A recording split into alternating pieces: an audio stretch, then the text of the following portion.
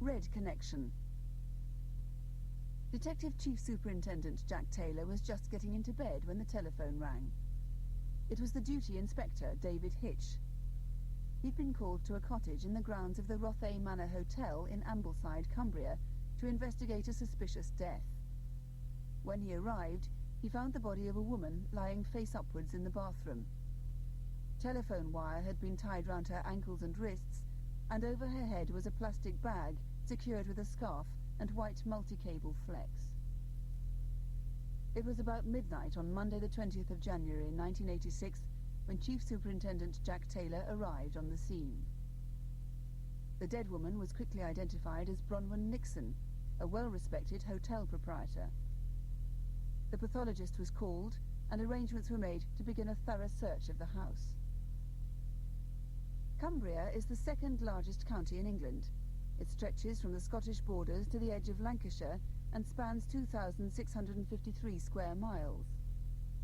Throughout the night, Detective Inspector Hitch had the arduous task of rounding up an inquiry team from 4 different sections of the county, each of which was requested to provide at least 3 officers, and a further 20 task force officers were also drafted in. The area surrounding the hotel needed to be combed for clues, and it was important for house-to-house inquiries to start as soon as possible. Detective Chief Superintendent Jack Taylor arranged for an incident room to be set up at Kendal Police Station, and he was keen to hold a 9 a.m. briefing.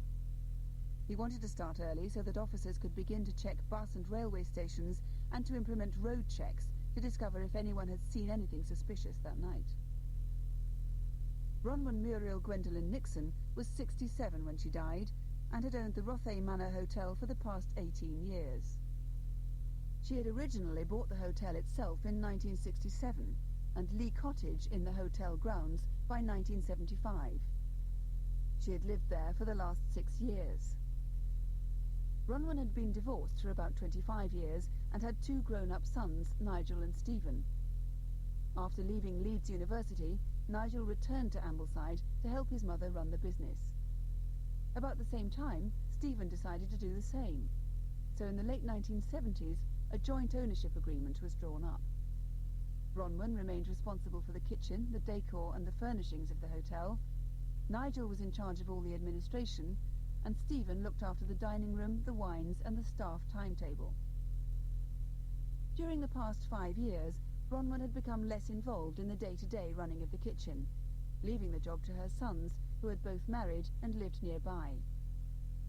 It was Stephen who had discovered his mother's body at 11:45 on the evening of Monday the 20th of January and called the police. The post-mortem was carried out in the early hours of Tuesday morning, and at 9 o'clock sharp the briefing began. Chief Superintendent Jack Taylor opened the meeting. "In the early hours of this morning," he said, "I was called out to the cottage in the grounds of the Rothay Manor Hotel. A woman's body had been discovered whom we now know to be Mrs. Bronwen Nixon. What we're looking at is a clear case of murder. The body was found at 22:45 hours yesterday evening, and the cause of death was strangulation. The doctor estimates that she'd already been dead for at least 12 hours. She suffered an awful attack. There was bruising around the left eye, a scratch on the right side of her neck, and also a cut. Further bruising was visible by her left collarbone and on both her wrists." Jack Taylor posed some questions and reviewed what police had discovered when they arrived at the cottage. How had her attacker got into the house? There was no sign of a forced entry. Why had her attacker gone into the house? What was the motive? There was evidence of theft. There was no sign of Bronwen's purse or its contents, which included credit cards, money and personal papers. But the violence seemed very extreme for robbery. There was no evidence of a sexual assault. Bronwen's car, a blue Honda Accord, was missing. Did Bronwen die because she recognized her attacker? Or did the killer have some specific grudge against her that might explain the horrific attack on her? The Rothay Manor Hotel had closed on Sunday the 5th of January 1986 for its winter break. The day after that had been chosen for the staff party at the Wordsworth Hotel in Grasmere, and most of the staff had subsequently taken a holiday, including Nigel Nixon, who went to the West Indies. The hotel was due to reopen on Friday the 14th of February, when all the redecoration and repair work had been carried out.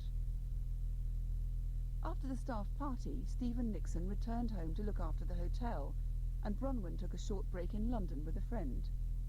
She wanted to do some shopping and to see the ballet, The Nutcracker, at the Festival Hall. On her return, because the hotel was closed, she had planned to spend more time on her hobbies. One of these was sketching and painting with a friend called John.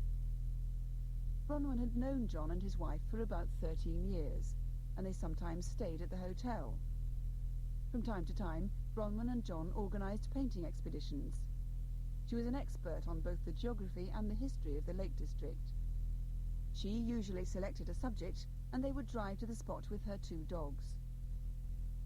John and Bronwen had arranged to go painting on Sunday the 19th of January. It was quite an overcast day, but they painted for most of the day until the light began to fade. They drove back to Bronwen's cottage at around 4:30 p.m, John remembers. We had a cup of tea and compared our day's work. We spent a fair amount of time planning our sketching expeditions during the forthcoming year. I left at 5:45 p.m. The following morning, I realised that I'd left my hat in Bronwen's cottage, and I had found one of the dog leads in my car, so I decided to ring her at about 2 p.m. There was no reply. I was then detained at work and didn't leave the office until 9 that evening. I went for a drink and returned home at about 10:30. My wife said that Stephen Nixon had been on the phone asking if I knew where his mother was. I rang back and said that I'd last seen Bronwen on Sunday evening. On Tuesday, the 21st of January, I rang Stephen at 8:30 a.m. He told me that his mother was dead. John was the first witness police had spoken to who admitted to being with Bronwen Nixon several hours before her death. Because of this, he was initially treated as a suspect. He was arrested and taken to Kendal police station, where he was detained for 15 hours. He was eventually eliminated. The forensic team, who were making a detailed examination of the cottage, had found bloodstains in the hallway. There were clear signs that a struggle had taken place downstairs. Items had been knocked over, and this suggested that the attack had begun downstairs. On the lavatory lid, they found a glove mark that was lifted onto sellotape for analysis.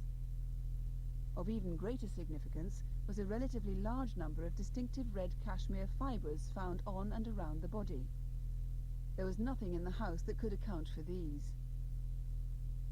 Chief Superintendent Jack Taylor recalls, "So far this was the strongest clue we had. Nearly all the hotel staff were away, and only one neighbour had given us any useful information. She lives just down the road from the hotel, and at about 11:30 on the Sunday evening she heard a scream. When she went outside to have a look, there was nobody there. All the people we have interviewed spoke very highly of Bronwen Nixon, and nobody could think of a reason why anyone would want to kill her." How then were the police going to find someone who hated her enough to commit such a violent act? 2 days after Bronwen's body was discovered, the incident room received a call from Preston Police Station. They had found Bronwen's blue Honda Accord in a multi-storey car park near the bus station. The only indication of how long it had been there was an excess charge ticket on the windscreen. Between 8 a.m. on Friday and 6:30 p.m. on Sunday, parking is free. The excess ticket had been issued at 11:55 a.m. on Monday morning, and a security man who had been on duty the previous evening, Sunday, said that when he had checked the car park between 10:30 and 11:02 p.m, the car was definitely not there. If it was the killer who had parked Bronwen's car in the multi-storey car park, then it's not surprising that it was not there late on Sunday evening. Police now believed that it was around this time that Bronwen was killed. Stephen Nixon had last seen his mother alive on Saturday the 18th of January. He'd been at the hotel with his wife from about 12 noon until 4 p.m. He then left to play a game of squash. Around 5 o'clock, Bronwen drove Stephen's wife home, and later that evening she went to a fundraising concert in Preston for the Liverpool Philharmonic Orchestra. Stephen knew his mother was going painting on the Sunday morning, and saw both her blue Honda and John's white Cortina parked outside the cottage around lunchtime.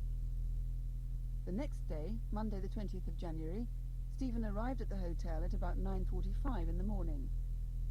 He noticed that his mother's car was not there, but thought she must have gone out shopping or to visit friends. The 2 dogs were outside. One was roaming around, and the other was tied up in its kennel. This was unusual, because Bronwen did not normally tether the dog until about 10 p.m. Stephen had a key to the cottage and decided to have a quick look round. He let himself in by the back door and noticed nothing amiss, though a stool was lying on its side in the hall. At 7:30 p.m, Stephen returned to the cottage. He let himself in through the same door and had a good look round the kitchen to see if there was a note, but he could not find one.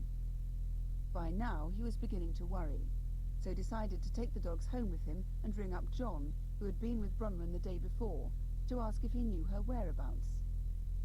He left the message that John received on his return from the pub that evening. About 3 hours later, Stephen went back to the cottage with the dogs. Still there was no sign of his mother. He fed the dogs, tied one of them up outside, and locked the door behind him. It then occurred to him that he hadn't checked upstairs, so he returned once more and went straight upstairs, where he saw his mother's bedroom in disarray, and found her body lying on the bathroom floor. Stephen used a nearby public telephone box to call the police. Once Stephen had been interviewed and Bronwen's car had been found, it was important for the police to speak to anyone who had seen it, especially between Sunday evening and Monday morning. Local appeals were made for witnesses to come forward. The car, meanwhile, had been taken away for forensic examination. The only noticeably unusual features of it were that the driver's seat was pulled much closer to the steering wheel than normal, and that the back seat rest, which was generally kept folded down against the seat, was now in an upright position. However, the most significant finding was 16 red cashmere fibres on the driver's seat, identical to those found on Bronwen's body. Meanwhile, a number of witnesses said they had seen the car. One man was driving to work between 6:50 and 7 a.m. on Monday the 20th of January when he pulled out behind it.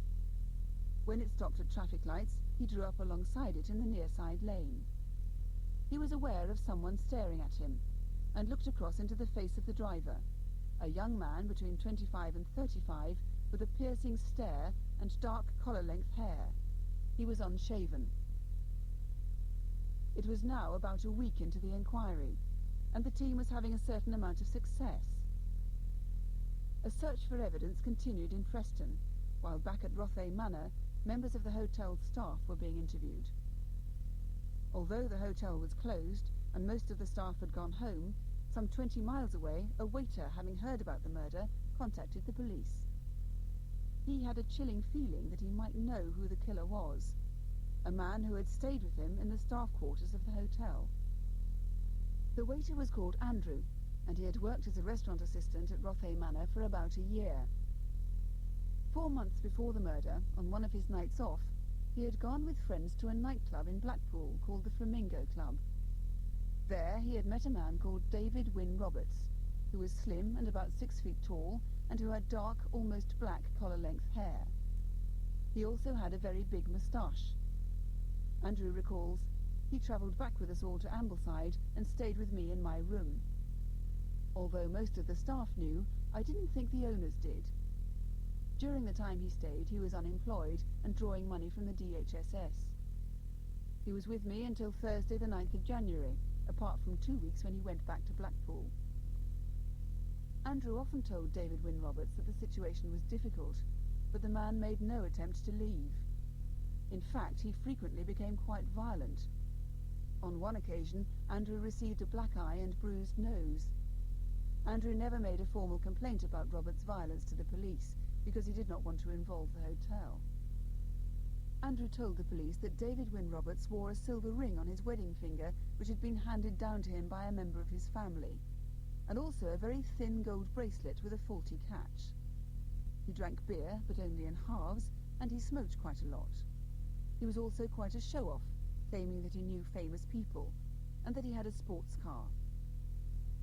Roberts told Andrew that he came from near Holyhead on Anglesey, and had left home at the age of 14. He had no noticeable accent, but spoke quite quickly, which sometimes made him seem sharp. He claimed to have lived and worked in London and Brighton. Andrew told police that during the time they were together, David Wynne Roberts became very possessive towards him and would not let him mix with other staff. They began to have arguments. As he got more and more possessive, Andrew said, I became more and more frightened of him. Sometimes he even stood in front of the door, stopping me from going out. On the night of the staff party, Monday the 6th of January, they quarrelled. David Wynne Roberts at first refused to let Andrew go to the party, but eventually relented.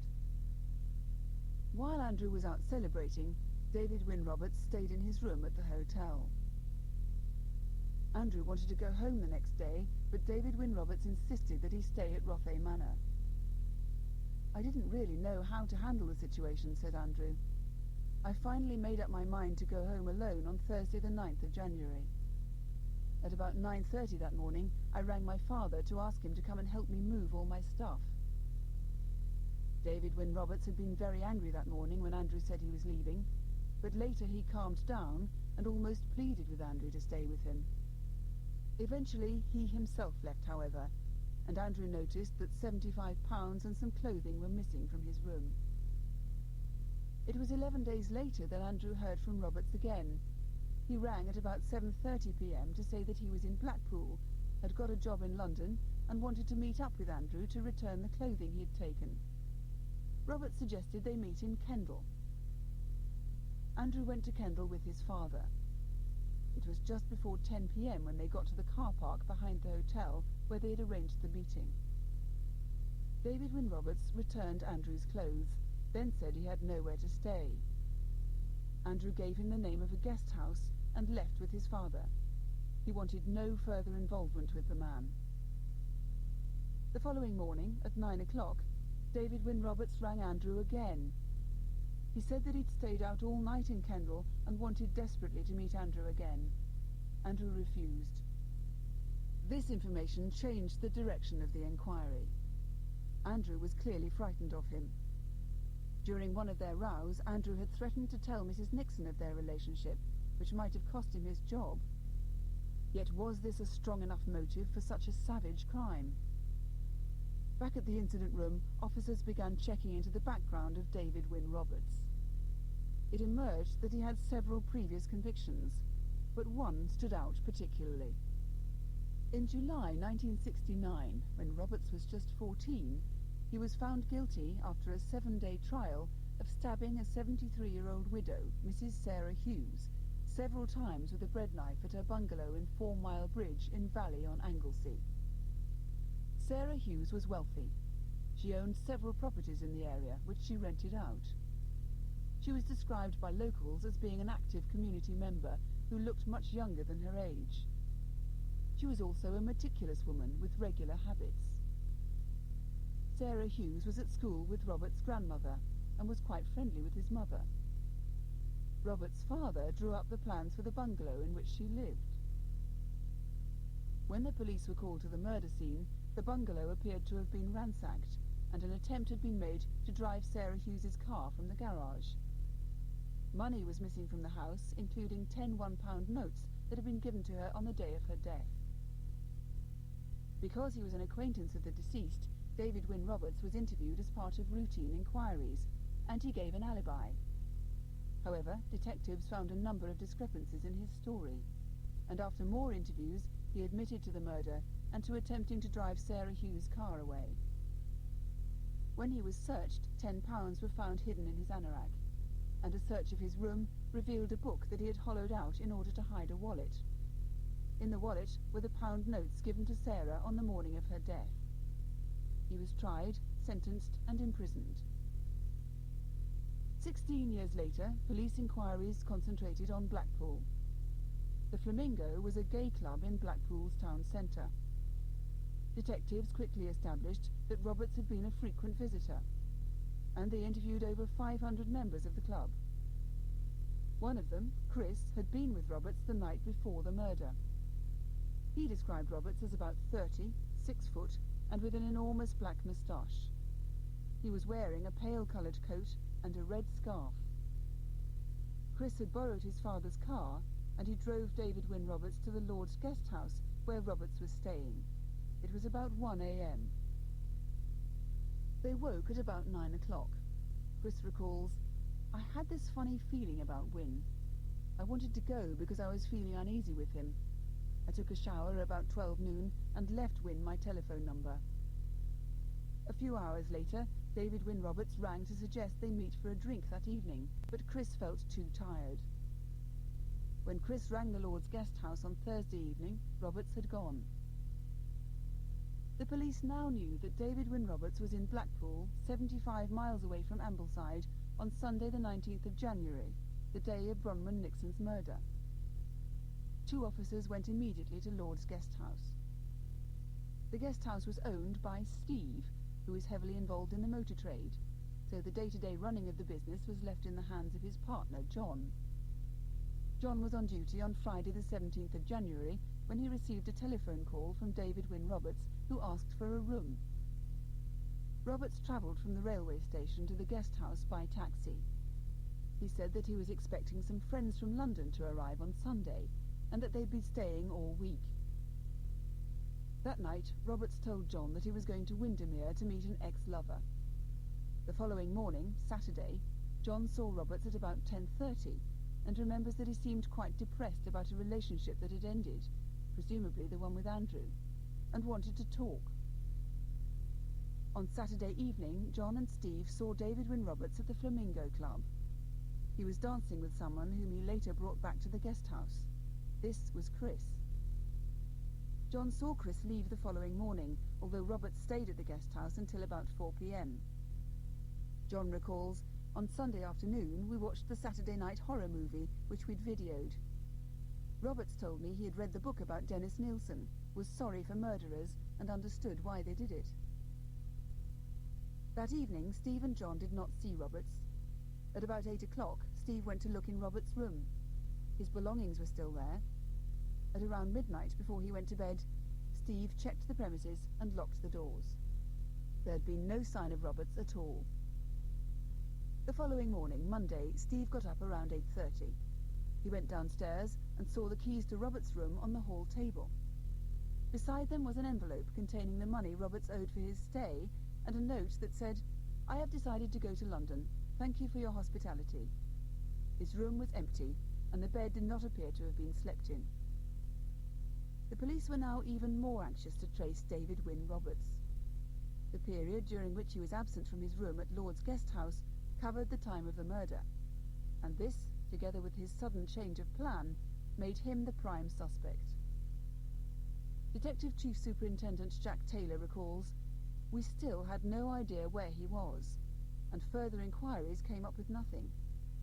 I decided to contact Crimewatch and to ask whether they would make a special appeal on our behalf. It was late in the day when I rang the production office, and I wasn't sure they'd be able to help us out. I was desperate, and I knew that a nationwide appeal was my best chance of finding him." Crimewatch only ever appeals for named suspects in the photocall part of the programme, which is made up of video recordings of robberies, together with photographs of individuals to whom the police would like to speak in connection with various crimes. This section of the programme usually consists of 4 cases, and because they have to be carefully researched, they're selected the week before the programme is broadcast. In fact, it was the very week of the programme's transmission when Jack Taylor rang the Crimewatch office. All the items for the programme had been selected. However, when Jack Taylor's call came through, his case was considered serious enough to be included in that week's programme. A meeting was immediately arranged between the producer of Crimewatch and the BBC's lawyers to discuss the implications of broadcasting such an item, as it was essential to ensure that nothing could jeopardise the eventual trial. Once a suitable form of words had been chosen, an appeal was made at the beginning of the programme on Thursday the 30th of January 1986. The results were quite remarkable. Fiona, a secretary, was at home in Cumbria watching Crimewatch, and as a picture of David Wynne Roberts flashed onto the screen, she recognised him immediately. On Sunday the 19th of January, Fiona had been staying with a friend in Lancaster. That evening she was due to get the bus home to Whitehaven at 6:40. She left her friend at around 6 p.m. to walk to Lancaster bus station, which took her about 20 minutes. She arrived in plenty of time and waited outside the travel shop for her bus. She was joined by a tallish young man with blonde hair and 3 women. One was a student, and another was a slightly older woman with an Irish accent. Fiona remembered a man stopping to ask the Irish woman for the times of buses to Ambleside. He wore an earring and had a striking moustache. His eyes were piercing, the sort one doesn't quickly forget. Fiona remembered, too, that when the bus came, the man chatted to the bus driver about whether he could use a ticket he had. He was told that he could not, and had to pay £3 or £3.50. Eventually, she saw the man get off at Ambleside bus station. Police now knew for certain that Roberts was in Ambleside shortly after 8 o'clock on the evening of the murder. However, they were somewhat surprised by the events that followed the Crimewatch programme. Chief Superintendent Jack Taylor was sitting in the studio minutes after the programme had finished, when a phone call came through from the police station in Chiswick, West London. David Wynne Roberts had just walked in there. He told the duty officer, "My photograph appeared on Crimewatch this evening in connection with the murder of Mrs. Nixon in Ambleside. I've come here with my solicitor, as I understand you have a few questions to ask." Jack Taylor was amazed that Roberts had given himself up. He had a problem, though. As he put it, "I didn't want to start interviewing him in London when most of my officers were in Cumbria, and all the investigation had taken place there. So I dispatched 2 officers to Chiswick, and they drove Roberts through the night back to Kendal police station." On the 1st of January 1986, the Police and Criminal Evidence Act had come into force in England and Wales. The aim of the legislation had been to review all the procedures associated with the arrest and subsequent trial of a suspect, and to replace the so-called judge's rules that had formerly guided the police, which were loosely written and open to misinterpretation, with procedures that established a proper balance between the interests of the community and the rights of individuals. Among other things, the Act permits the police to hold a suspect for no more than 24 hours without bringing charges, unless he or she is suspected of having committed a grave offence. And even then, an extension to a maximum of 96 hours has to be sanctioned by a magistrate's court, at which the suspect may be present and legally represented. The Act also prescribes that a custody record must be opened as soon as someone's arrested, that all suspects must be read their rights and told that they have the right to the services of a solicitor, that interviews must be recorded and timed precisely, and that anyone under arrest has the right to request that someone, usually a member of the family, be notified of the arrest, and the right to speak on the telephone to one person for a reasonable time, although the conversation will be listened to and may be used in evidence. So Chief Superintendent Jack Taylor and his team not only had the job of investigating a murder, they had the added complication of dealing with a new body of legislation that, if breached, could threaten the success of the whole inquiry. As a consequence, they involved the Crown Prosecution Service, which is responsible for preparing criminal cases for court at a very early stage. Jack Taylor made frequent visits to London and kept the Crown Prosecution Service informed of his every move. The morning after Crimewatch, he flew back to Cumbria and held a briefing in the library at Kendal police station. He said, "Now there is no doubt in my mind that Roberts is our man. I want to talk about strategy. The way to approach this first interview is to try to find out exactly where he's been since he left Rothay Manor. Let's break down his alibi and see where we go from there. Don't drop the previous murder on him at this stage. I want to keep it for later." 2 officers interviewed David Wynne Roberts, who appeared calm and relaxed. One officer began, "On Sunday the 19th of January, Mrs. Nixon, hotelier of the Rothay Manor Hotel, was murdered. I believe you knew her." Roberts said, "I met her once or twice." The officer continued, "We first of all wish to know some of your movements over the period from November last year until yesterday." Roberts answered, "I came to Blackpool in November and was staying at a guest house on South Shore. I was signing on at the DHSS in Blackpool. I met Andrew from the Rothay Manor on December the 9th at a disco. That evening we drove back to Ambleside and I stayed there for about 10 days. I returned to Blackpool to sign on. Then I got the train to Oxenholme where Andrew met me and I stayed with him for about a week. Then we went to Blackpool. This carried on for about 11 weeks. Some weekends we stayed in Blackpool and others we spent in Ambleside." David Wynne Roberts said that they sometimes travelled by train, sometimes by car, never by bus. He stated that the last time he was in Ambleside was between Monday the 6th of January, the night of the Rothay Manor staff party, and Thursday the 9th of January. He saw Andrew on the 17th of January, but this was in Kendal, and he spent the weekend in Blackpool at the Lord's Guest House. He went through the events of the weekend of the murder. Everything fitted in with what other witnesses had said, but his version of what had happened on the Sunday evening did not tally with the police officer's view of what had taken place. Finally, they asked, between 4 p.m. on Sunday the 19th of January and 8 a.m. on Monday the 20th of January, did you leave Blackpool at all? No, Roberts answered. At this point, the interview was halted. Meanwhile, the two detectives who had interviewed Steve and John at the Lord's Guest House in Blackpool had a stroke of luck. The council had not collected the guest house's rubbish on the due day because it was not left in the right place. Police took 3 huge sacks to a large garage and began to search through their contents. Several hours later, at the bottom of one of the sacks, they found the corners of 2 black cards bearing the name Nixon in gold lettering. With these scraps was a tightly rolled ball of newspaper. It was an advertisement for the Royal Festival Ballet that had been cut out of the Observer newspaper, and the nutcracker was marked with 2 red crosses. A telephone number had been written on the advertisement in black biro. Also in the bottom of the rubbish sack were 8 torn fragments of buff-coloured card, which appeared to bear the name Rothay Manor, and a letter that was signed Wynne. As a matter of course, the pieces of card were shown to Stephen Nixon, who confirmed that they were his mother's old business cards.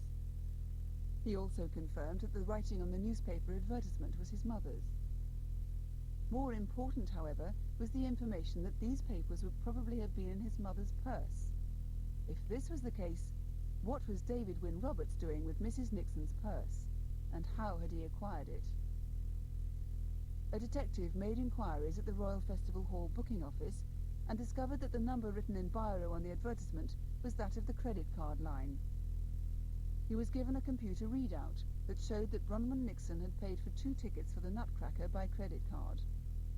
More crucially, it gave the booking time as exactly 6 p.m. on the 9th of January.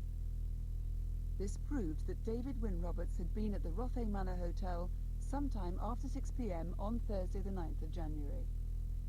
Furthermore, if it was likely that Bronwen had kept these papers in her purse, the only way David Wynne Roberts could have got them was if he had gone into her cottage. The police also found among the rubbish they were sifting some red cashmere fibres, which were later found to be similar to those found at the murder scene and in Mrs. Nixon's car. Meanwhile, officers at Kendal Police Station continued their interview with Roberts. He was asked, "What did you think when you saw and heard you were on Crimewatch?" He answered, "My first thought was that Andrew had informed the police that I'd been staying with him and that they wanted to question me on why I was there."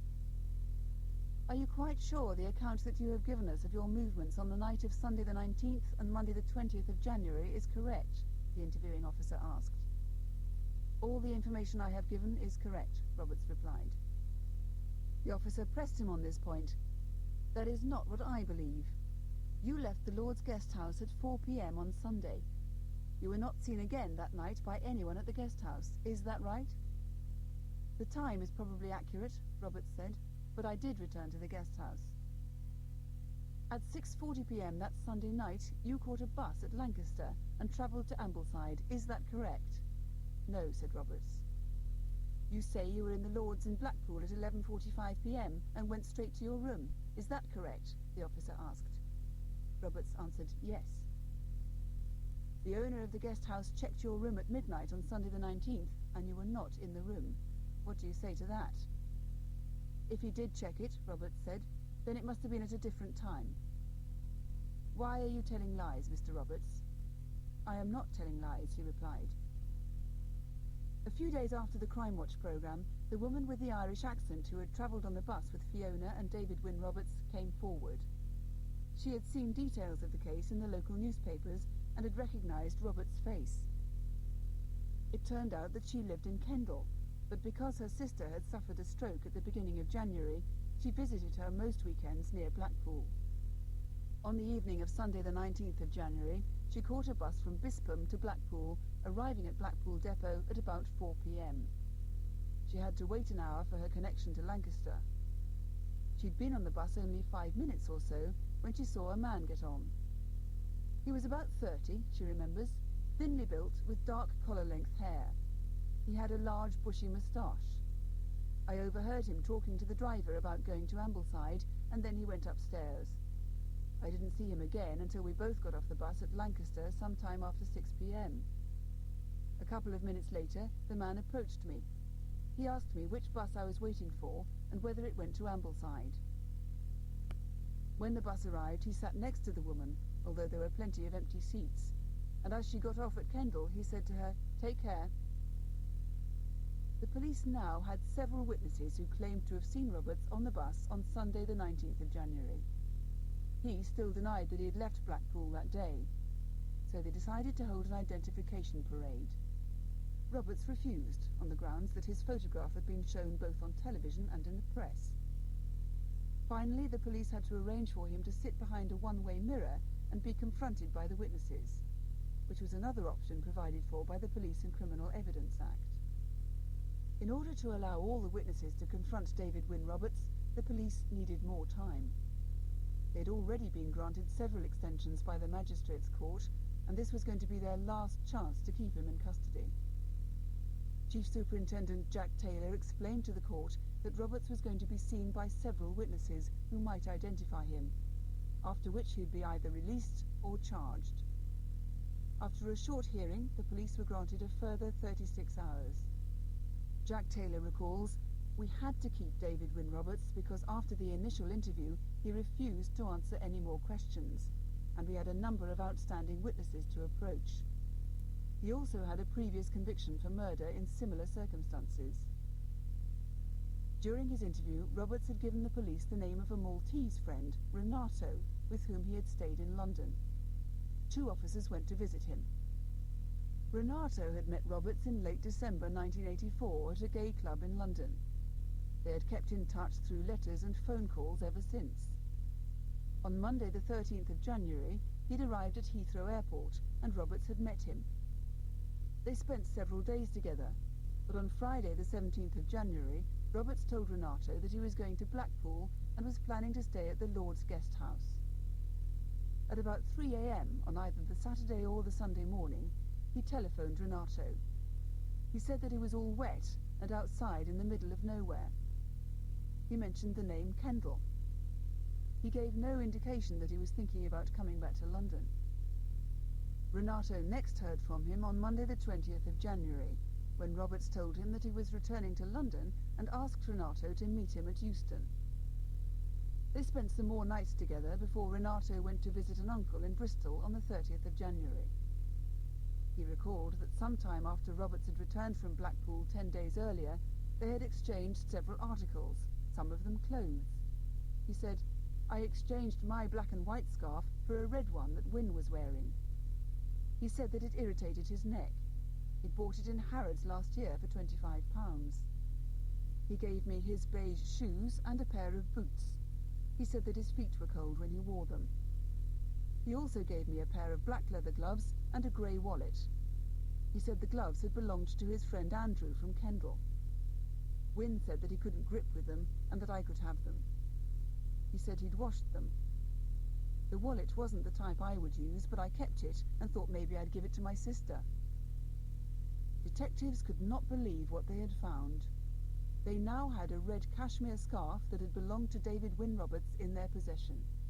If the fibres matched those discovered on Bronwen's body, in her car and in the rubbish, they had the strongest possible evidence against David Wynne Roberts. It was an enormous stroke of luck, not least because Renato was due to fly back to Malta the very next day and could easily have taken this vital piece of evidence with him. On the day that police in London spoke to Renato, the confrontation between Roberts and several witnesses took place in Kendal. These included the man who had seen him driving the blue Honda on the morning of Monday the 20th of January, and Fiona, who had seen Roberts get off the bus at Ambleside the evening before that. When the witnesses walked into the room, David Wynne Roberts was sitting behind a mirror.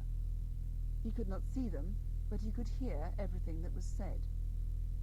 4 out of 5 people positively identified him. When further questions were put to him, he refused to answer any of them. Forensic experts had meanwhile examined the red scarf, and fibres taken from it matched precisely in colour and in microscopic appearance those already found during the investigation.